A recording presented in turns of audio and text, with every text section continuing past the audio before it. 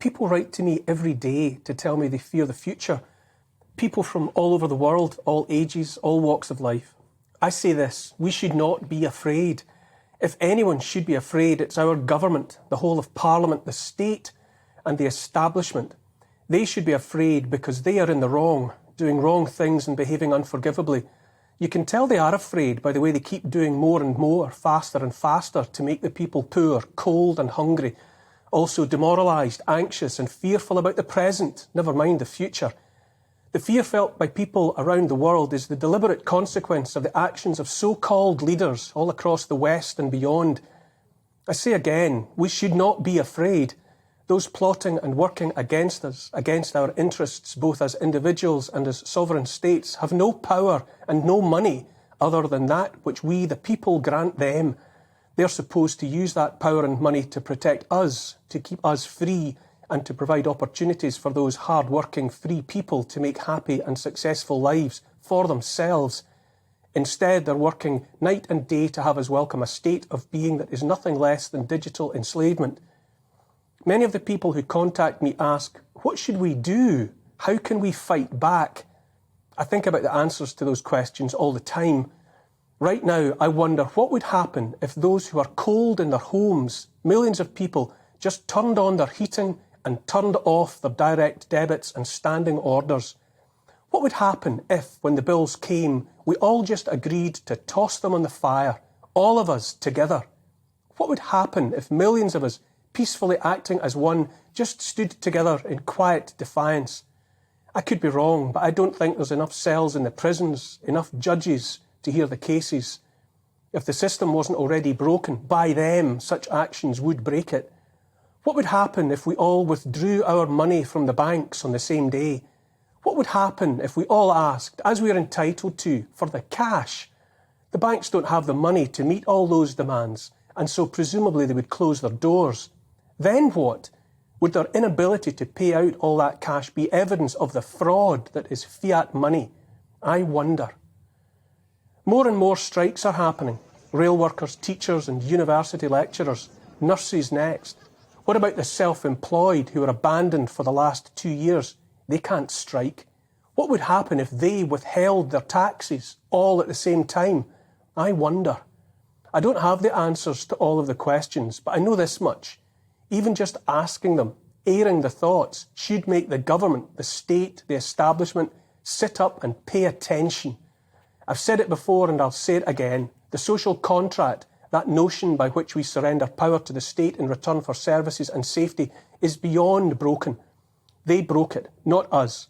Successive governments, not just the present bunch of cardboard cutouts, have, over decades, knowingly and deliberately betrayed every aspect of that contract. It is null and void, and we, the blameless party, are no longer bound by its conditions. We, the people, the sovereign people of this country, don't just hold the power, we are the power. We loan some of it, a short-term loan, to governments. And those governments are supposed to serve us, do our bidding, never the other way round. We tell them what to do. Hundreds of years' worth of governments have quietly and secretively presided over a financial system that is no more than state-sanctioned fraud. Power to create money out of thin air was put in the hands of an entirely private, unelected, unaccountable business. And this power has been abused to make a tiny group unimaginably rich by enslaving all of us with debt. That system is now on the point of collapse. The West is bankrupt, and governments and bankers are scrabbling to solve a problem. How to subtract every last shekel from the people while still having a handful of wealthy bankers and their enablers left over. Britain has no functioning border against the rest of the world. Hundreds are arriving in this country every day and night, many ferried across the Channel by agencies paid for by British taxpayers. British people have to wait longer for health and social care and accommodation to make way for economic migrants with their eyes on a soft touch, who have paid illegal gangs thousands of pounds a head to get here. They send their luggage on ahead and collect it at their hotels. We are at the back of the queue while anyone else from anywhere else is looked after hand and foot. And always the loudest calls are not for stopping it, but for more money and faster processing. I wonder if the illegal immigration isn't just convenient for the state, softening up the citizens for a supposed solution, like digital ID, perhaps, and then borders open once and for all? I wonder. The British people are no longer kept safe by the police force they pay for. Burglaries of properties and assaults on the person are barely investigated, while officers prioritise thought crimes on social media.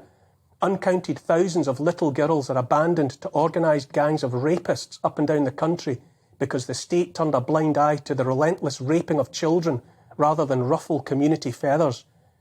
A tenth of the population is on the waiting list for treatment by the NHS. The National Health Service is not keeping the nation healthy. All this about free at the point of the delivery is about as much use as a magic spell. You can call a lunch a free lunch, but you'll still be left hungry if you can't get into the restaurant. So-called free steaks won't fill you up if you have to wait so long in the queue you starve to death in the meantime. Free becomes another word for something you've heard about but can't have. I say again though, we have nothing to fear, not if we decide to be unafraid. In many ways the worst has already happened. We've been shown where we stand in the eyes of the state, which is beneath their contempt. But history tells us we should never underestimate the power of the many. Just over 100 years ago, during World War I, thousands of workers were pulled into the city of Glasgow to work in the munitions factories. At that time, there wasn't a single council house or flat in the whole of Britain. Private landlords owned 100% of homes for rent. They could and did raise rents as often as they wanted. Tenants either paid up or were evicted.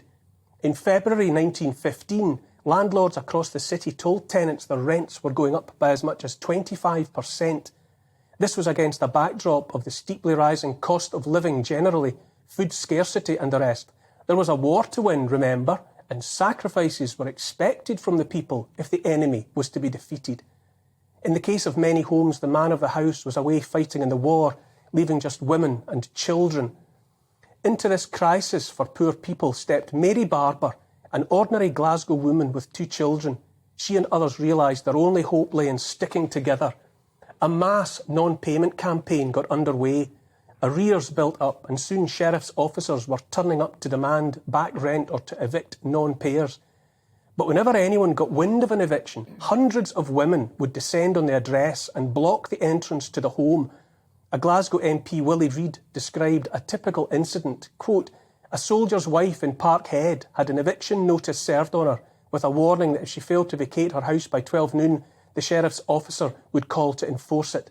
The strike committee got busy. They instructed every mother in the district with a young child to be there for 11 a.m. on D-Day, complete with prams.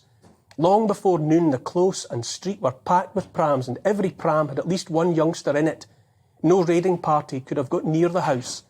Moreover, the men of Parkhead Forge and other works in the district decided to down tools at 11:30 a.m. and lend a hand if necessary. People began to talk about Mary Barber's army. On the 17th of November, 18 tenants appeared in court for eviction. Tens of thousands of Glasgow people lined the streets outside. In the end, on the 25th of November 1915, rents were frozen at pre-war levels. The Increase of Rent and Mortgage Interest Act 1915 was passed, and some elements of it remained in force as late as 1989. I wonder what would happen if all of us opposed to what is going on now came together like those Glasgow women of 1915 and just said no. I wonder. When thinking about that time, I'm reminded of real leaders. I've been talking again this week about Ernest Shackleton, who, when all seemed lost, his ship sunk beneath the Antarctic ice and with nothing but flimsy tents, 3 little boats and 28 men trapped on the pack ice, and depending on him for life itself, he said, "Well, now we'll go home." Our so-called leaders tell us our lives must be filled with hardship, while they warm themselves in centrally heated homes paid for with our taxes, and look forward to Christmas parties and food and drink and decorations paid for by all of us. That's not leadership, that's an abusive relationship. Shackleton put himself through every hardship he expected his men to endure. He did it first and for longest. What he asked of them, he did too. He said they should leave behind on the ice anything that would not help keep them alive.